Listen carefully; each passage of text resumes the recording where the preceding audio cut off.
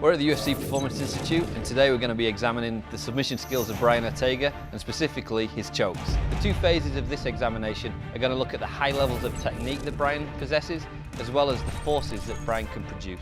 So to measure this force, we've implanted a force dynamometer into the neck region of the grappling dummy. So as Brian squeezes or compresses the force dynamometer, we're going to be able to get an electronic reading of how much force he's actually producing during every stage of that technique. The first submission we're going to look at is the triangle. So Brian's nickname is obviously T-City. That's in reference to his often inescapable triangle choke. He's going to go to a triangle. Beautiful. He tapped. And it's all over! Brian Ortega by submission! This submission is called a triangle choke because of the triangle formed by your hips and legs. At one point of the triangle is the hips, the other 2 points of the triangle are the knees. As Brian sets up the triangle, he establishes control of his opponent's wrist. Once he's gained wrist control, Brian isolates his opponent's head. He then elevates the hips, connects the back of his knee against the neck, and connects his free leg to his ankle, securing the triangle.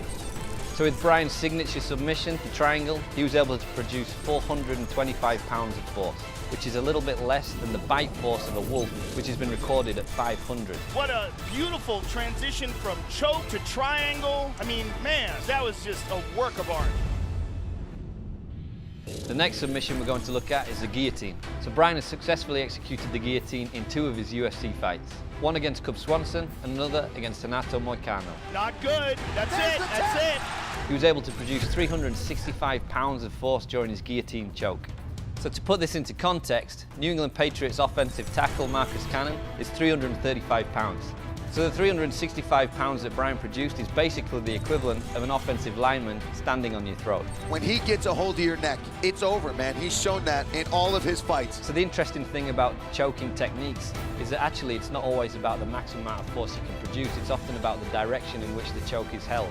So all that's needed is approximately 3 to 30 pounds of pressure sustained for 7 to 10 seconds, and that'll render an opponent unconscious.